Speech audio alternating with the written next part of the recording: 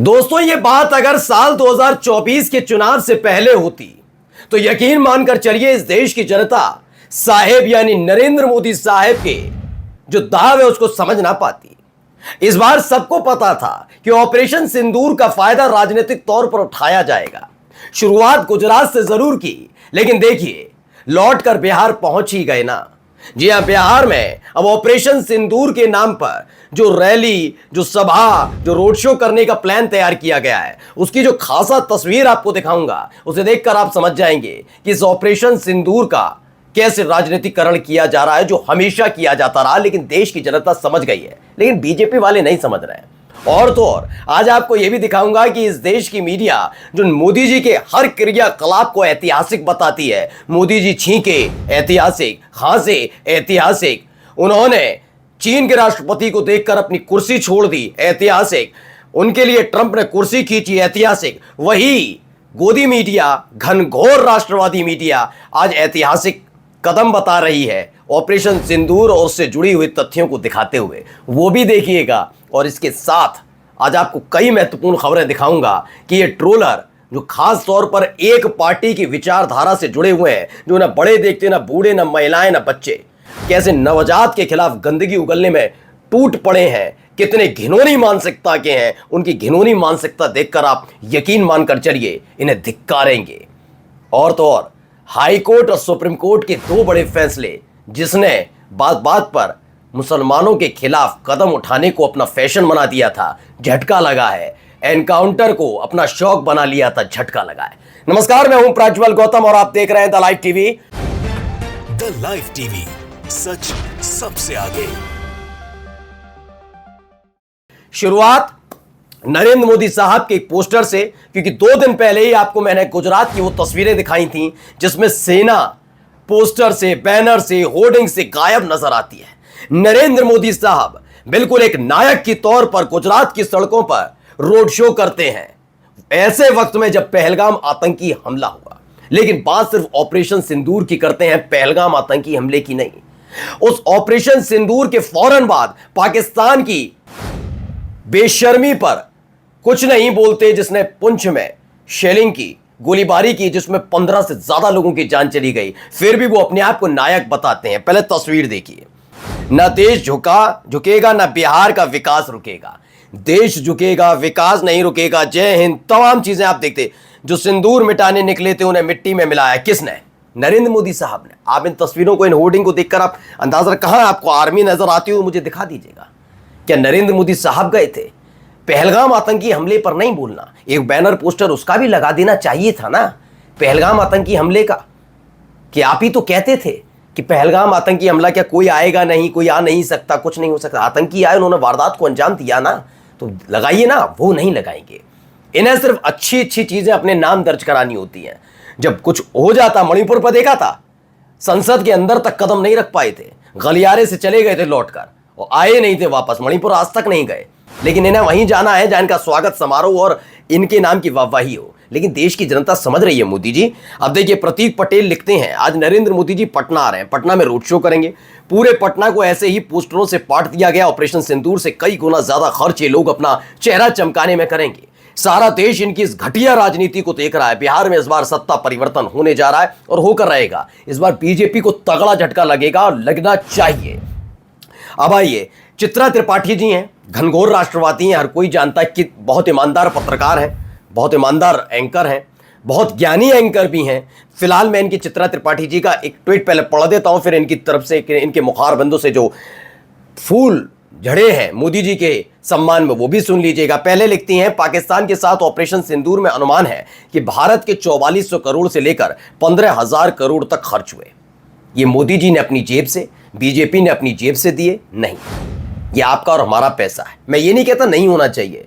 पाकिस्तान को बर्बाद करने में 15 लाख करोड़ भी लगे तो बिल्कुल कर देना चाहिए था, लेकिन रुके क्यों? 4400 करोड़ रुपए और 15,000 करोड़ रुपए खर्च करने के बाद हमने क्या पाया? वो अमेरिका का राष्ट्रपति कहता है मैंने मध्यस्थता कराई, ये पाया? नहीं ना। इस देश की जनता ने आपसे कहा था, चिट्ठियां लिख दी गई थी कि युद्ध रुक जाए। नहीं ना। आपने शुरू भी किया, खत्म भी आपने कर दिया। आपने ही अपने वीर होने का, शौर्य होने का गीत गा लिया। पैसा गया ये पैसा गया भी किसकी जेब से गया? मोदी जी की जेब से नहीं। युद्ध आपके खजाने पर किस तरह असर डालता है ये मैडम दिखा रही हैं, लेकिन सुनिए मुखारबंद से शुरुआत कैसी। पहलगाम हमले को 36 दिन और पाकिस्तान पर भारत की नियंत्रित जवाबी कार्रवाई के 18 दिन बीत चुके हैं, लेकिन आज भी कई लोगों को मलाल है कि पाकिस्तान को जो सबक सिखाया गया वो कम है। कहा यह भी गया है कि पाकिस्तान से पीओके हासिल करने का यह सही वक्त था, और तो और पाकिस्तान के कई टुकड़े कर देने तक का भी दबाव बनाया जाने लगा। पर प्रधानमंत्री मोदी किसी दबाव के आगे नहीं झुके। उन्होंने वही फैसले लिए जो देश हित में जरूरी थे। अब देखिए, देश हित में ये जरूरी था, ये इन्होंने अपनी तरफ से बता दिया मैडम ने। जबकि सोचिए, जनता खुद कह रही है, क्या कह रही है? जनता ये चाहती थी, लेकिन देश हित में कौन क्या जरूरी है मोदी जी ज्यादा बेहतर समझते हैं। मैंने कहा ना, ये सुधरने वाले लोगों में से नहीं है। और अब देखिए, इन सब के बीच दूसरी जो विंडो है उसमें कमांड एंड कंट्रोल नाम से नरेंद्र मोदी साहब की 2 फोटो, एक में वो राजनेता के तौर पर दिखते हैं, उस पर कोई आपत्ति नहीं, लेकिन दूसरी तस्वीर में आप चाहते तो सोफिया कुरैशी या फिर सेना की राष्ट्रीय सेना के जो अध्यक्ष हैं उनकी फोटो लगाते, सेना की तस्वीर लगाते, लेकिन नहीं, इन्हें मोदी मोदी और सिर्फ मैडम को मोदी करना है। चलिए आगे इनका देखिए। रणवीर सिंह कहते, ट्रंप ने व्यापार की धमकी देकर भारत पाकिस्तान की वॉर रुकवा दी।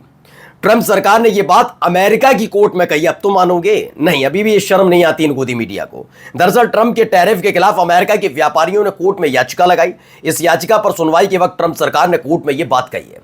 अब आप समझिए, आप कहेंगे बार बार आप ट्रंप की बात को इतना वजन क्यों दे रहे हैं, अपने देश की क्यों नहीं? मैं खुल के कहता हूं, मैं ट्रंप की बात को नहीं वजन दे रहा हूं, मैं खुल के कह रहा हूं कि भारत किसी के सामने झुकने वाला देश नहीं है, कम से कम पाकिस्तान जैसे 2 कौड़ी के देश के लिए तो नहीं, कभी भी। लेकिन सवाल यह उठता है, जिस ट्रंप के लिए नरेंद्र मोदी साहब विदेश जाते हैं और अब की बार ट्रंप सरकार टाइप का हरकतें करते हैं, क्योंकि हमारे देश के किसी भी राष्ट्रीय अध्यक्ष ने ये नहीं किया, किसी देश के राष्ट्रीय अध्यक्ष के लिए वोट मांगने उनके देश नहीं गए, नरेंद्र मोदी साहब ने किया। इवेंट करने का बहुत शौक है। तो उसी ट्रंप की इतनी हिम्मत कैसे हो गई कि वो बार बार बोलता रहा हमारे देश के लिए? आपको लगता है नरेंद्र मोदी कर रहे हैं? भाई भरोसा कर रहे हैं, लेकिन वैश्विक स्तर पर अगर कोई एक ऐसा देश जिसके साथ आप अपने पींगे गड़ाएं कि कहें कि हमारा दोस्त सबसे बड़ा दोस्त, सबसे बड़ा दोस्त, तो वो दोस्त की औकात हैसियत कैसे हो जाएगी? सवाल पूछना बहुत जरूरी है। लेकिन नहीं, वो सवाल है हमारे मोदी जी ने कह दिया ना, उतना मानिए, तो उसको चुप कराओ ना। उसको चुप कराने का काम मोदी जी कर पाएंगे? व्यापार मसला है ना। कह रहा है। अब आइए, रवि भदौरिया हैं, इन्होंने एक बच्चे का, ये सोशल मीडिया पर बहुत वायरल तस्वीर है। इसमें रवि भदौरिया लिखते हैं, बाप अनपढ़ दादा चोर तो शक्ल ऐसी हो सकती है। अब ये समझ ही रहे होंगे किसके लिए कह रहे हैं। आपको बता दूं कि तेजस्वी यादव के बेटे हुए, और उनका जो बेटा हुआ है उसको लेकर लालू प्रसाद यादव ने नाम भी रखा है। इतना पहले इराज नाम से इन सब लोगों को पेट में मरोड़ हुआ। किसी ने संस्कृत में उसका मतलब भी बताया, लेकिन वो सुनने के लिए तैयार नहीं। इराज सिराज टाइप का लग रहा है, बस इसी पे मैं तो कह तो रहा हूँ। इन पे इतने अनपढ़ गवार है कि हनुमान भी कह रहे थे कि ये वो हनुमान को भी पता नहीं क्या क्या बताने के लिए तैयार थे। बीजेपी के नेताओं की हरकतें हैं ये। खैर, मनोज यादव लिखते हैं, मैं बीजेपी के ट्रोलर को ज्यादा जवाब नहीं देता, लेकिन ये बीजेपी की विचारधारा वाले अधिकांश लोग इस देश में बीमारी की तरह है। नवजात बच्चे पर इस तरह की टिप्पणी करके अपने आप को पता नहीं क्या समझते हैं। गंदी नाली का सड़ा हुआ कीड़े की तरह विचार है इन 2 कौड़ी के ट्रोलर का। सोचिए कि दिन रात आपने सैफ अली खान और करीना कपूर के बेटे को कोसा, नवजात बच्चा जिसे कुछ पता भी नहीं, तैमूर नाम पर। वो इस देश के महाकवि बनने की कोशिश करते हैं। कुमार विश्वास, शर्म नहीं आई? वो बच्चे के लिए ऐसी बात बोल रहे थे। फिर क्या हुआ? नरेंद्र मोदी साहब ने किस पूरे परिवार से मुलाकात की? सैफ अली खान। और क्यों नहीं मना किया? सैफ अली खान नहीं आएंगे मेरे दफ्तर में, क्योंकि वो आप ही की विचारधारा से तो ताल्लुक रखते हैं, जो तैमूर नाम को दिक्कत कर रहे थे। ये कुमार विश्वास, ये सारे के सारे ट्रोलर बन चुके थे। अब यही हरकतें यहाँ हो रही हैं। अब आइए, ये न्यूज़ 24 की खबर तो मैंने वैसे भी दिखा चुका हूँ, लेकिन पढ़ना चाहिए। पहलगाम में थी पोस्टिंग, दिल्ली से पकड़ा गया जासूस जवान। बच्चे के इराज नाम पर दिक्कत हो रही थी। इनका नाम तो मोतीराम जाट है। क्या मोतीराम जाट जैसा बच्चा कोई चाहेगा, या इराज जैसा बच्चा? बता दीजिए ना। सवाल पूछा जाएगा तो बुरा लग जाएगा। मोतीराम जाट जैसा बच्चा किसी को चाहिए? अंधभक्तों, हो सकता है तुम लोगों को चाहिए हो, जो गांधी के हत्यारे को पूजे, तो हो सकता है तुम्हें ये भी अच्छा लगे। ये दिक्कत है इन लोगों की, नाम से कुछ नहीं होता ना, कर्म कैसे होते हैं वो देखना जरूरी है। तो मैं नाम तो इसीलिए बताया क्योंकि इनका काम ही यही है। इराज नाम के रखा, तैमूर, इनसे पूछ कर रखना चाहिए। खैर, अगला, अब एक वजह आई है। देखिए, पहले जो कार्रवाई चल रही है, इस कार्रवाई को मैं बता दूं क्या हो रहा है, पहले समझिए। दरअसल ये श्रावस्ती की खबर बताई गई है ये जो ताला खोला जा रहा है क्या है? सैयद उज़मा परवीन ने यह दावा किया वक्फ बोर्ड की जमीन पर जो मदरसे बने उन्हें गैर कानूनी तरीके से नहीं हथिया सकते। अभी भी न्याय इंसाफ जिंदा है और हमारी आवाज नहीं दबी है। हमारे राइट्स हमसे छीने ना जाएं, ये हमारे अधिकारों की लड़ाई है। इसमें दावा किया हाईकोर्ट के आदेश पर मदरसे का ताला खोला गया है, इस तरह का दावा इन्होंने किया है। अब एक और खबर आई है, apex court order probe into Assam fake encounter.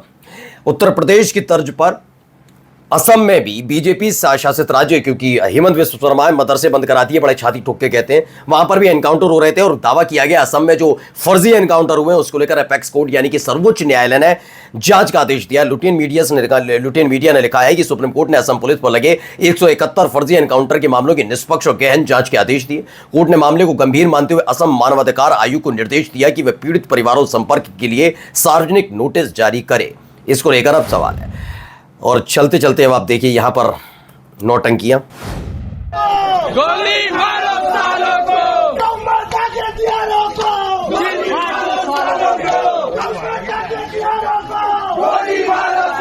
अब क्या है था मुस्लिम स्पेसेस से लगे कि आग तो आएंगे घर, कई जद में यहां सिर्फ हमारा मकान थोड़ी है। स्टूडेंट्स फेडरेशन ऑफ इंडिया ने आरोप लगाया कि अज्ञात व्यक्तियों ने दिल्ली के विजयनगर में पूर्वोत्तर के लोगों द्वारा संचालित दुकानों पर हमला किया और उन पर गोमांस बेचने का आरोप लगाया। उसके बाद की ये नारेबाजी आप देख ही रहे हैं। और चलते चलते नालंदा में जेडीयू नेता गिरफ्तार किया गया है। उसके पास 8 हथियार, 967 कारतूस, इंग्लैंड मेड रिवॉल्वर भी मिले हैं। और ऐसे बिहार का विकास हो रहा है। नमस्कार। द लाइव टीवी, सच सबसे आगे।